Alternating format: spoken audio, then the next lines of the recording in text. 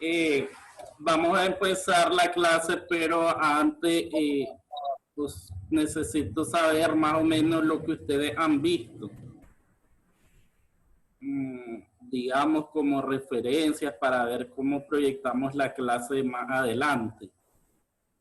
En el caso de, porque se supone que ustedes al final tienen que hacer un laboratorio más o menos completo. La Vera ya estuvo conmigo en MIA y es ella ya más o menos ahí aprendió muchas cosas. Los demás no sé cómo estarán. En el caso de, vamos a ir viendo algunas cosas como cédulas que yo no sé si manejan ustedes. Las cédulas analíticas, cédulas sumarias. Hasta ahí llegamos, profe, en la 2. Hicimos cédula analítica, cédula de detalle. Eso fue lo último que hicimos. ¿De qué, a qué le hicieron cédula? ¿A qué cuenta? Hicimos, pues primero hicimos lo por rubro, la del activo y eso. Después el patrimonio. Hicimos cédula de detalle a la propiedad, planta y equipo. Y a esas cuentas de activo fijo. A esa fue la última que hicimos, cédula analítica y cédula de detalle. Bueno, ya más o menos manejan. Ahí se las voy a mandar para que las vean. Bueno, sí, vamos a hacer como una introducción. Porque se supone que en las 3 auditorías vos ya sabés el proceso de una auditoría de estado financiero. Entonces comenzás con lo que es la planeación hasta llegar a lo que es el dictamen. Entonces tenés que manejar todo, se supone que ya todo el proceso. Desde iniciar con la planeación al principio, las cartas, hasta llegar a lo que es el dictamen al final, pasando por todo lo que son las pruebas. Vamos a hacer como un repaso de todo el proceso de la auditoría. Ya sabemos que es un examen integral a los estados financieros porque auditoría 1, 2, 3 es para una auditoría de estado financiero y tenemos la auditoría interna que es una clase aparte para ver el trabajo de auditoría interna y tenemos la otra clase que es auditoría operacional que es para ver los ciclos operativos, las operaciones de una empresa y no la parte financiera. Entonces en la 1, 2 y 3 vemos todo el proceso y en las NIAs también, porque las normas internacionales de auditoría son las que rigen el proceso de una auditoría de estados financieros y ya sabemos que tenemos que revisar toda la información financiera porque vos estás con el fin de emitir una opinión acerca de la fiabilidad de esa información financiera y eso te lo da todo cómo se maneja el proceso contable dentro de esa empresa donde vas a auditar. Entonces para esto ya debemos de saber que deben de existir políticas contables, el apego a las leyes y toda esa, cumplir con todo esto por parte de ese cliente es lo que a vos te va a dar la pauta a seguir sobre cómo está la información financiera en esa empresa y eso lo vemos con la evaluación del control interno, que es la parte de que tienen que ver los auditores al principio en la etapa de planeación para saber cómo se manejan las operaciones en esa empresa. Porque la parte importante es la parte financiera, porque ahí es donde está la ganancia, el dinero de los socios, los dueños de la empresa, y es donde se le va a poner mayor enfoque. Entonces, ¿por qué el contador tiene que saber mucho de principios de contabilidad generalmente aceptados? Tiene que saber sobre normas internacionales de información financiera, porque de ahí parten las políticas contables que tiene una empresa. Entonces una empresa puede usar al momento de registrar los principios y otra empresa puede usar las normas internacionales de información financiera y después el cumplimiento de leyes y reglamentos que ya sabemos que es la contabilidad en nuestro país. Tenés que llevarla de acuerdo a la ley de concertación tributaria en lo que respecta a todo lo que es tema de impuestos, y los impuestos van en venta, van en compra, van en pagos con las retenciones. Entonces toda esa parte tenés que darle cumplimiento, tenés que dar cumplimiento a la ley de seguridad social, a la ley de municipio, en el caso de la alcaldía donde está ubicada la compañía. Eso es lo que va a dar, el cumplimiento de todo esto es lo que va a dar que se registre de forma correcta toda la información financiera. Entonces esa es una de las partes importantes al inicio de una auditoría, el estudio de cómo se llevan a cabo las operaciones en esa empresa, porque ya sabemos que si no cumple una de estas, esa información puede tener muchos errores. Y lo que está buscando como auditor es errores y fraude. Entonces, esa revisión va sobre eso. Porque, como hemos visto en la auditoría anteriores, siempre cabe la posibilidad de que existan errores por muy fuerte que sea un sistema de control interno dentro de una empresa. Entonces, siempre hay errores humanos.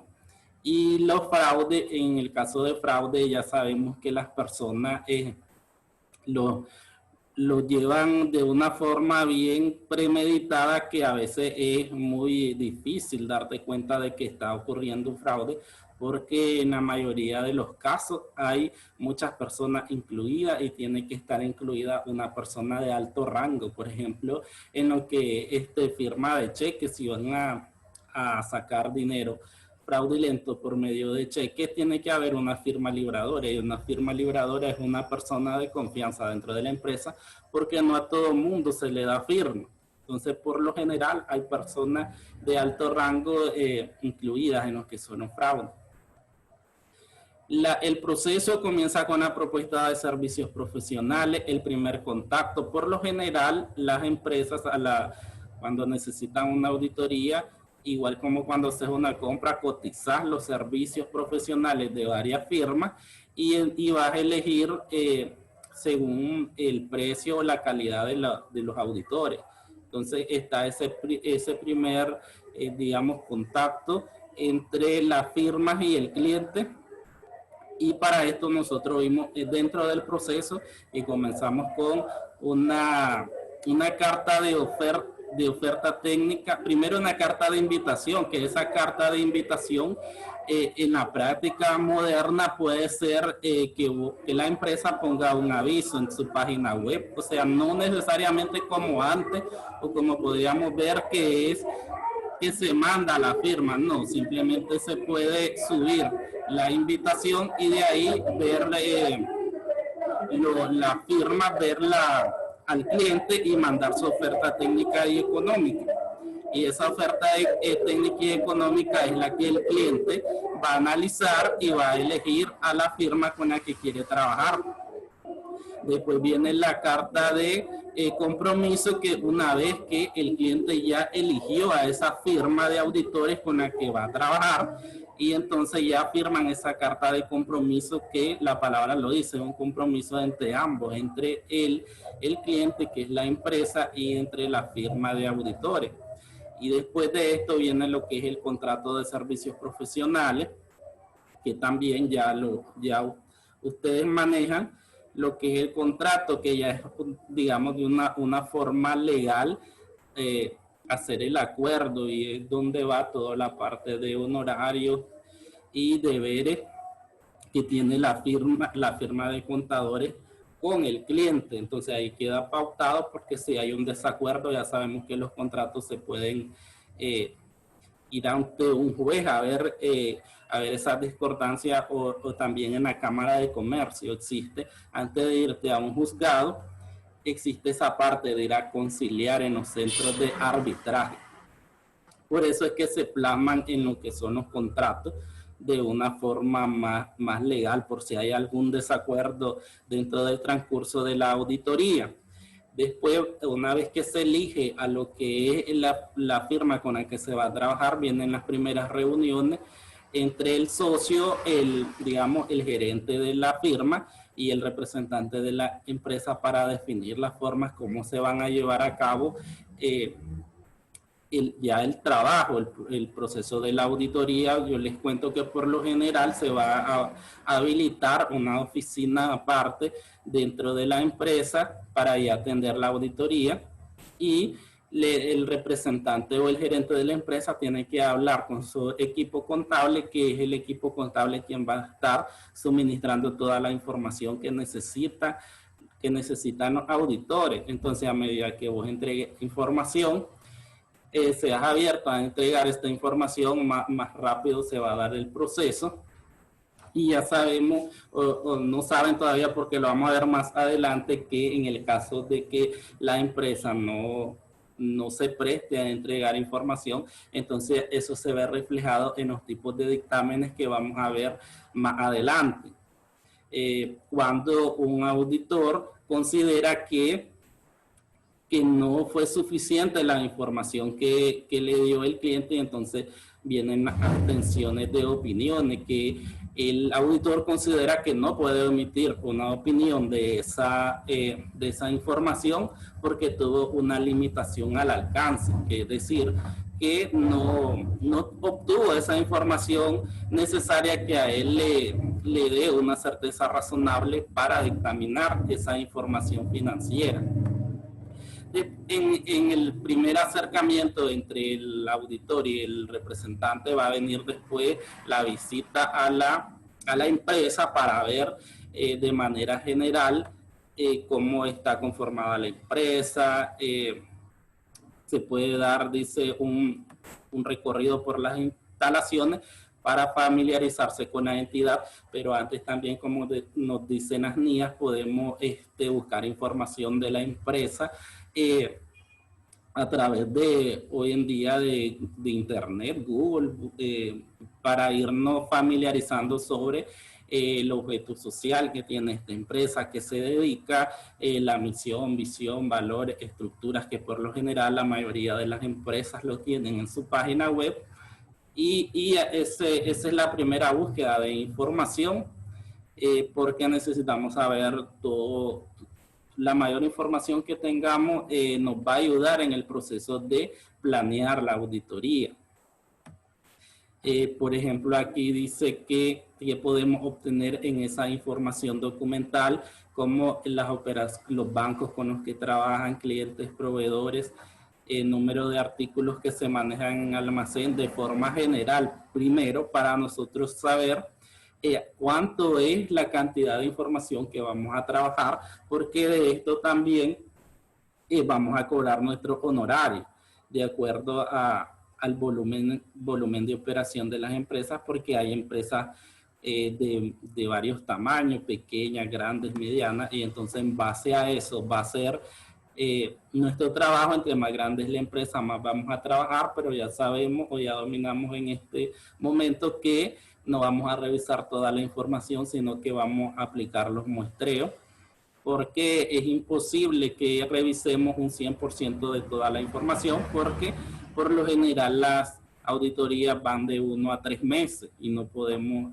solo que en el transcurso de esa auditoría nosotros tengamos indicios que hay un fraude, y entonces nosotros necesitamos más tiempo para recabar información, porque ahí ya sería una auditoría tipo forense, en ver cómo se origina ese fraude. Es en esos casos donde nosotros podemos hablar siempre con el gerente para ver de qué forma se puede extender el tiempo, pero en casos especiales.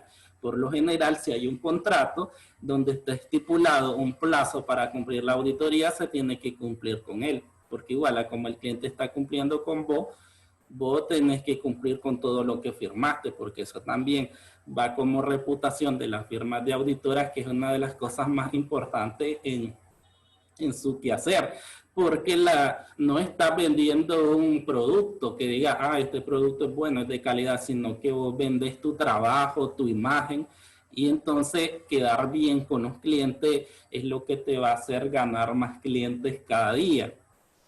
Y eso es lo que cuidan mucho las firmas de auditores, porque lo que están vendiendo es un servicio.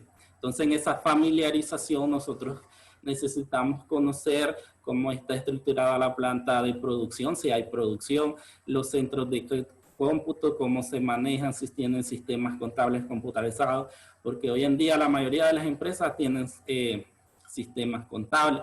Es poquísima, digamos, muy pequeñitas las empresas que trabajan con Excel, los asientos diarios, los estados financieros, pero eso ya es para mí muy pequeño. La mayoría, aunque sea un sistema contable que no está autorizado por la DGI, pero sí lo usan porque les da, en su práctica, pues les va a ahorrar tiempo.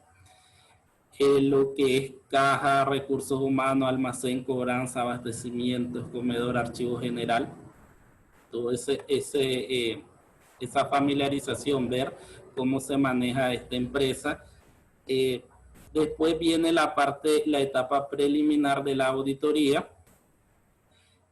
Aquí es ver, conocer la estructura de los sistemas, podemos ver, reflejar la estructura del sistema en papeles de trabajo, identificar riesgos y definir bases para calcular muestras de auditoría, verificar autenticidad de sistemas, evaluar confianza de sistemas y emitir un informe con recomendaciones.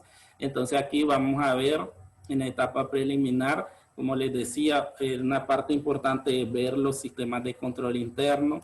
Ya sabemos que si el sistema de control interno es fuerte, entonces nosotros vamos a ver qué tipo de prueba sustantiva vamos a realizar para revisar esa información financiera, pero tenemos una mayor confianza en esa información si el sistema de control es fuerte, porque eso te dice que la empresa tiene una estructura, que la empresa tiene manuales y políticas de funciones, políticas para todas las áreas, las políticas contables, que las personas manejan las funciones y las políticas dentro de las áreas donde trabajan.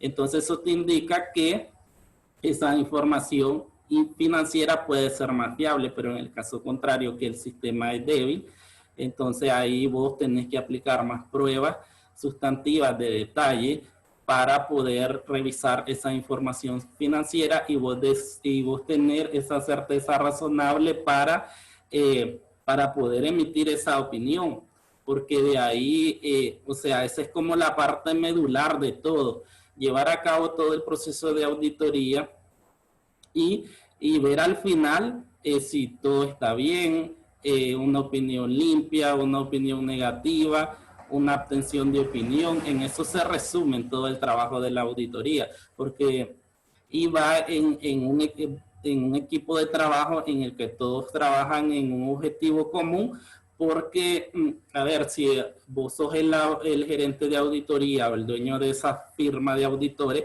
vos sos quien vas por lo general a redactar el informe final, pero ese informe final vos no estuviste, por ejemplo, en el campo de trabajo porque ahí estuvieron tus asistentes y entonces vos tenés que confiar en tus asistentes y el éxito va a estar en tu equipo de trabajo, porque no puedes decir que todo está bien cuando hayan cosas malas o hayan errores.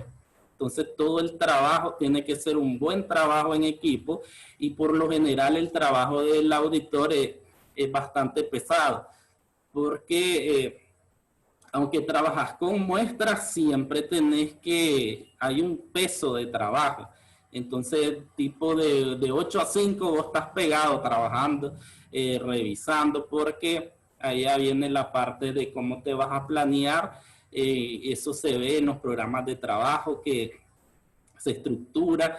Ya veíamos, ustedes manejan cómo se realizan los programas de trabajo, donde vos vas a planear cómo vas a llevar el estudio de cada área de la empresa. Entonces, según el número, primero es la estructura y el tamaño de la empresa para determinar cuánto personal necesitas. cuánto personal necesitas dentro de ese equipo de trabajo para ir a revisar ese cliente. Entonces, por eso es la importancia de ver en un primer acercamiento cuáles son los volúmenes de operaciones de esa empresa y decidir cuánto personal necesita y después delegar cuáles son las áreas que va a revisar cada miembro del equipo. Y entonces allí vas a determinar según a sus conocimientos, a su experiencia, delegar quién se va a encargar de los inventarios, quién se va a encargar del área de banco. Entonces ahí se va a estructurar toda la auditoría de acuerdo a tu equipo de trabajo. Y por lo general, como es un mismo equipo de trabajo, ya sabes quién domina qué temas. Después viene la etapa intermedia de auditoría que se caracteriza por las pruebas sustantivas.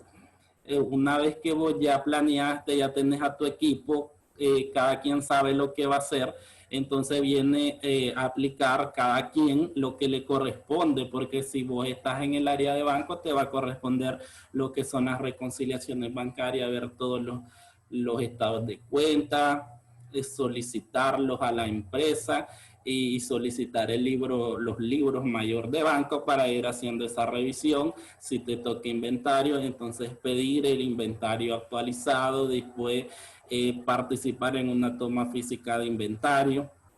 Si te tocan las cuentas por cobrar, entonces vas a pedir los saldos de quiénes son los clientes, cómo están los pagos, a cuántos meses, los plazos, ver si hay crédito vencido, crédito en cobro judicial, y después hacer el acercamiento con los clientes, que es mandar las cartas de confirmación para que ellos nos digan si están de acuerdo o en desacuerdo con los saldos que reflejan en sus cuentas por cobrar o cuentas por pagar para ellos. Entonces, en esta etapa intermedia viene esa parte muy importante que es la aplicación de pruebas, porque esto es lo que a vos te va a dar esa certeza razonable que tanto hablamos, que es esa seguridad que al final decir todo está bien o no todo está bien, hay errores o todo está mal. Entonces, ¿qué te lo va a dar a vos esa seguridad? La aplicación de esas pruebas dentro del trabajo de la auditoría, y ahí es donde viene, digamos, la parte pesada, que es trabajar con conciencia y trabajar bien, porque hacer errores significa que ese informe o dictamen final va a estar sesgado y no va a reflejar la fiabilidad de esa información financiera. Entonces ahí viene siempre lo que es el éxito del equipo de trabajo, porque todo el mundo tiene que saber qué es lo que le toca hacer y cómo realizar su trabajo. En esta etapa partimos con balanza de comprobación, que es lo que hacíamos en normas internacionales, en NIA, con un trabajo de una empresa, de la empresa donde yo trabajé, que era la firma. Primero, el cliente te tiene que dar los estados financieros que son sujetos a examen, y por lo general te va a dar los estados financieros del año anterior, porque en los procedimientos analíticos nosotros ya vimos cuáles son, por medio del procedimiento analítico nosotros vamos a comparar los estados financieros del año anterior con los estados financieros del año sujeto al examen, y vamos a ver variaciones, que es la diferencia del saldo del año anterior con el saldo actual con el año anterior, y ver esas variaciones, porque de ahí también podemos recopilar información sobre cuáles fueron las cuentas que tuvieron mayores variaciones, y a esas ponerle mayor énfasis, porque nosotros queremos ver por qué, porque esas cuentas tienen una variación significativa, y es la parte que se da en auditoriado para ver cómo se realiza un procedimiento analítico que es parecido a un análisis horizontal de finanzas. O sea, ver las variaciones, los porcentajes, y yo ponerle mayor énfasis a aquellas cuentas que sufrieron mayores variaciones, porque dentro de mi trabajo, yo al aplicar pruebas, voy a aplicar prueba a esas cuentas para ver de dónde surgen esas variaciones. Y la balanza de comprobación va a ser de los primeros papeles de trabajo hablando de números, porque allí vamos a plasmar todos los estados financieros que tenga la empresa, el balance general, el estado de resultados, y allí vamos a ir viendo las diferencias que hay en las cuentas al momento de aplicar las pruebas, porque si yo hago conciliaciones, pueda que tenga un ajuste, pueda que tenga un ajuste en cuentas por cobrar, de acuerdo a lo que me dicen los clientes, puedo tener un ajuste en el inventario. Entonces, todos esos ajustes que van, que los voy realizando por medio de cédula, yo también voy afectando la balanza de comprobación. Por eso lo primero que hay que hacer es abrir una balanza de comprobación con los estados financieros del cliente. La relación analítica de las cuentas, los extractos de acta de asamblea de accionistas. En el acercamiento, eso en la etapa inicial, solicitar los libros que tenga la empresa y después ver si están actualizados, lo que es el libro contable, el diario del mayor.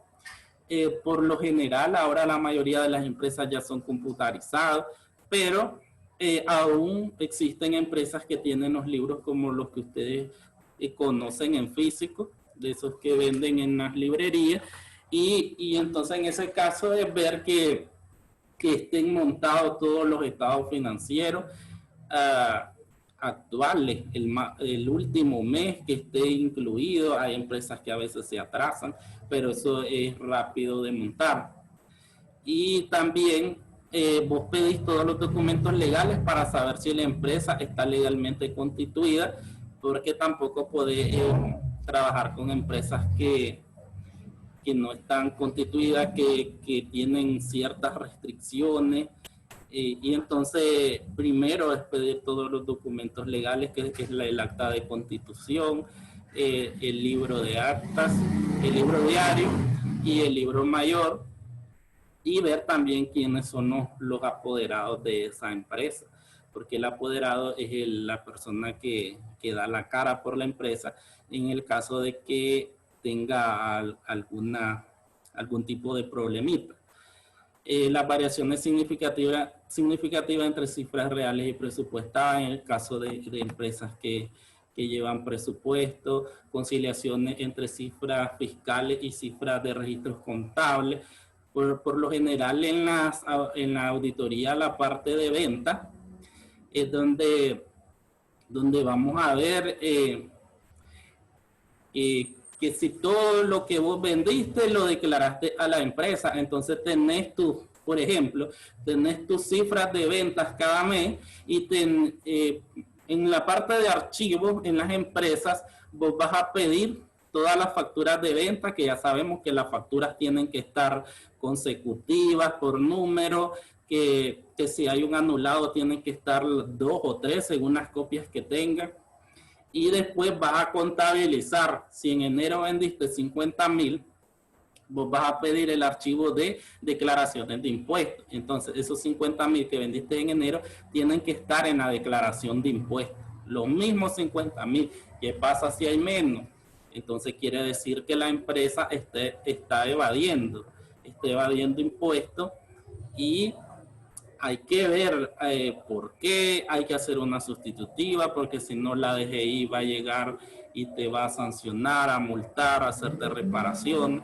Entonces eso es algo muy importante por parte de los auditores, porque puede ser que el dueño no se dé cuenta, que puede ser los trabajadores los que están declarando menos. Entonces siempre es muy importante revisar toda esta parte de impuestos, porque decimos que las empresas tienen que cumplir con las leyes y reglamentos, y es el tercer objetivo del sistema del control interno, cumplir con las leyes y los reglamentos.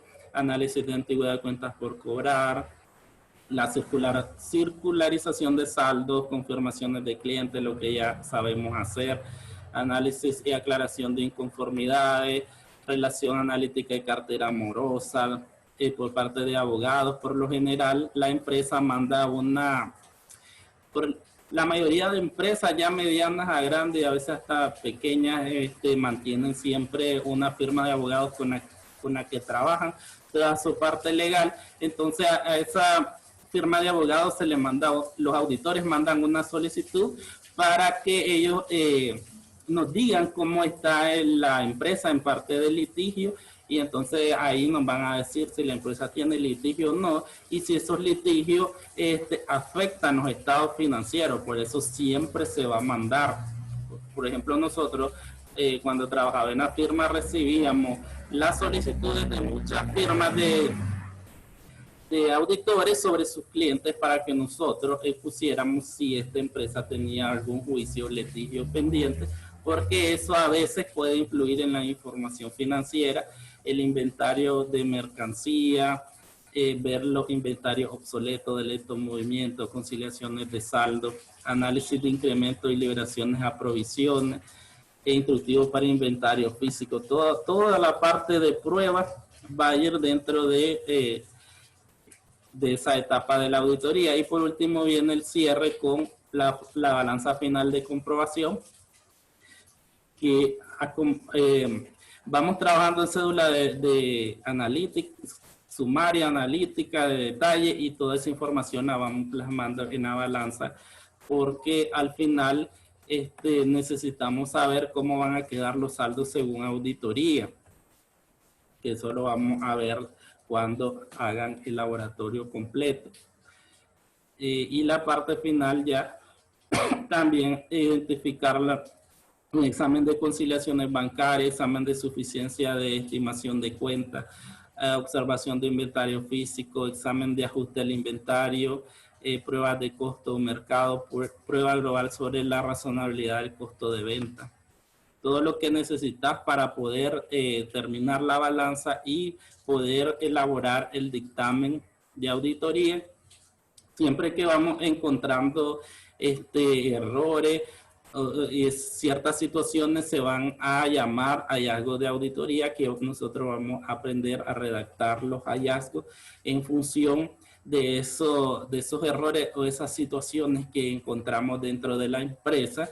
Entonces más adelante nosotros vamos a ver cómo se estructura un hallazgo, y esos hallazgos van a formar parte de lo que es el dictamen de auditoría.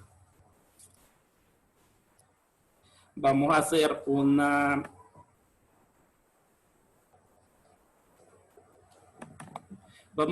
práctica con lo que ustedes ya más o menos manejan para empezar. Se presentan los estados financieros, Electrónica Nicaragüense S.A., entonces tenemos un balance general, tenemos un estado de resultados, y entonces aquí en cuenta de mayor, por ejemplo, en el balance general tenemos caja y banco, efectivo caja y banco, dice que son 750.520, y aquí ya el caso nos presenta cómo está constituido ese monto de esa cuenta de mayor, y tenemos cuenta caja chica, caja general, Bancentro y Banco. Y después nos da la información, arqueo caja chica, hay un cheque por 10.000, hay un vale por 3.500, una factura de compra de útiles de limpieza de 550, un cheque a favor de la empresa por 1.000, hay un efectivo que está en billetes y monedas, ahí nos da el reporte cómo está. Después caja general nos dice que está conformada por un cheque de 50.000 y hay un saldo de 25.000 de ventas de contado. Después está cómo está conformada la cuenta de Bancentro, el saldo de banco, cuánto es el saldo de banco, después hay cheque flotante y una nota de débito. Y la de Banpro hay cuánto es el saldo de la cuenta, y está una nota de débito no operada y cheque flotante. Se pide elaboración de papeles de trabajo, arqueos y conciliaciones, y cédula sumaria y analítica. Yo creo que vamos a Voy a subir o lo voy a mandar por WhatsApp. Este ejemplo de cómo lo van a hacer, Josué y Kimberly trabajaron en Auditoría 1 conmigo, entonces ya ellos más o menos ya saben cómo es. Van a seguir este patrón de aquí. Este es un ejemplo este es un trabajo que hicimos en Auditoría 1. Entonces este es un ejemplo para que se guíen, porque yo no sé cómo están trabajando o si ustedes trabajan a la forma de cómo han ido trabajando. Entonces aquí tenemos un arqueo a caja general de ejemplo de otro ejercicio. Aquí tenemos un arqueo de caja chica. Después tenemos una conciliación Bancentro, una conciliación Banpro. Después tenemos una cédula sumaria del disponible. Y tenemos una cédula analítica de bancos. Esta es la solución de un ejercicio similar al que van a hacer. Bueno, ya deberían de saber cómo se realiza la práctica. Pero la estamos haciendo porque al final ustedes van a hacer todito dentro del laboratorio final. Entonces lo voy a subir para que ustedes, digamos, se guíen cómo elaborar la asignación, porque en la asignación tenemos caja general, tenemos caja chica, es similar, puse Bancentro y puse Banpro. Y después cumplir con la cédula sumaria y la cédula analítica. ¿Se acuerda, Josué?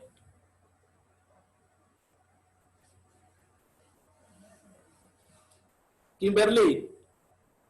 Más o menos, profe, me acuerdo. Sí, profe, sí, más o menos me acuerdo también. Sí. Hay que ir a desempolvar esos cuadernos.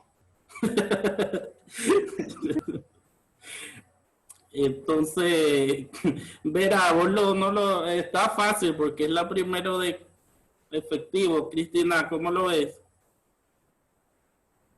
Hasta ahorita lo voy a ver con usted, porque no nos dieron ejemplos, solo nos daban este cuestionario. Estamos mal ahí. Estamos en blanco, está agarrando el uno en blanco ahorita. Sí, profe. Esa es la verdad. Solo miramos cuestionar. Por lo menos yo. Sí, y tenemos que saberlo y lo estoy poniendo porque después yo no les puedo poner un laboratorio ya final pidiendo todo cuando no van a saber cómo hacerlo. Por eso quise partir así, para primero aprender, para ya después el laboratorio ustedes lo puedan hacer solos. Porque si les doy el laboratorio pidiéndole un montón de cosas y ustedes no saben hacerlo, entonces va a ser un fracaso.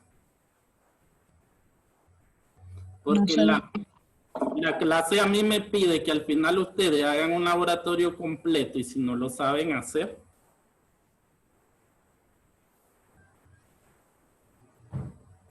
Si estoy trabajando y me piden eso, no lo hago ahorita.